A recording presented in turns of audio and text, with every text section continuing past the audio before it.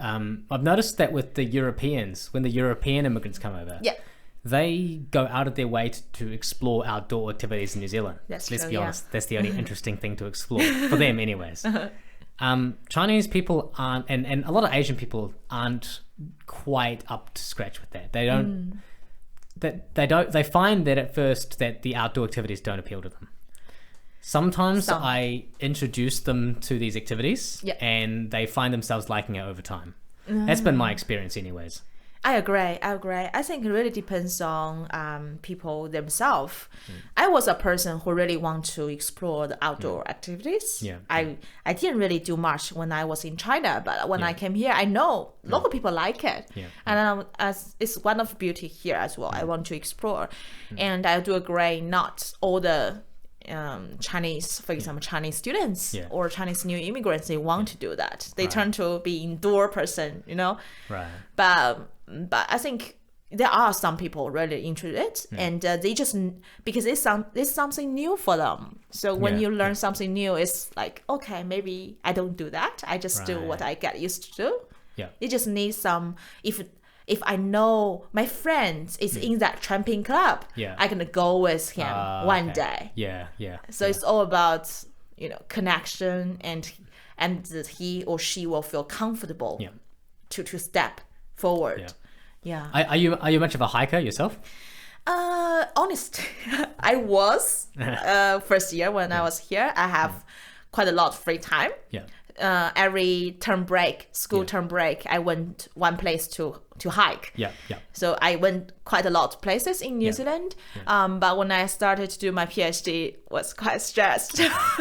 I didn't really have time to do, but I really enjoyed that. To see the, really beautiful here in New Zealand, and then you connect with nature and something for you to release your pressure if you have. And also when you walk.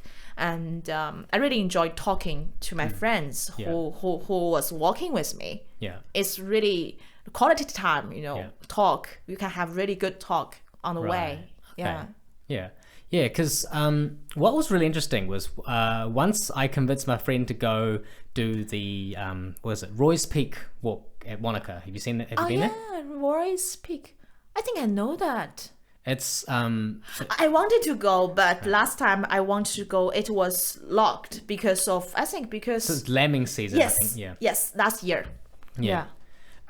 So I convinced my friend to do a sunrise walk. So I started at like 2 a.m. I got up at 2:30 a.m. That's great. Started the walk at like 3 a.m. ish. All right. And there were a couple of crazy Europeans walking with us for doing the sunrise trip.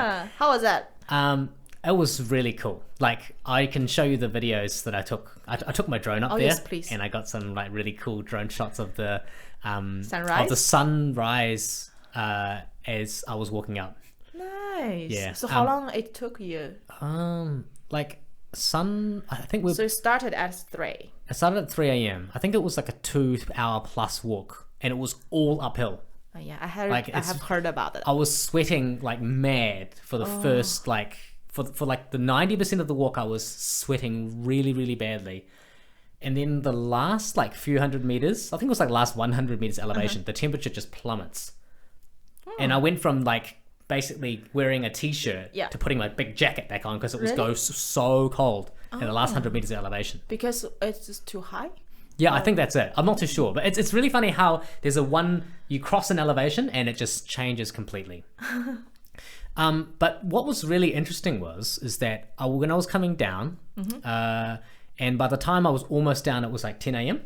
I saw lots of people coming up. Lots. Like so much I had to dodge foot traffic. Okay. And what was interesting was there was so many Chinese tourists doing that work. Oh, really? Yeah. And that's when I realized that Chinese tourists these days are very outdoorsy. So what's the age group? Well, okay, usually it's you'll get a bunch of young people, people who are probably 30? No, I think they don't look 30. They look like they were basically studying or they just finished studying. That Asian people look young, so maybe that's the reason. Oh, thank you. Young people, and then there was another group who were quite old, like middle-aged, but like they looked like my parents, maybe older. Okay. And that's when I'm like, that's weird. Like old Chinese people doing hiking. And this is not easy hike. I know it's not considered a hard hike, but let's be honest, it isn't easy. If my parents did it, they'd be complaining.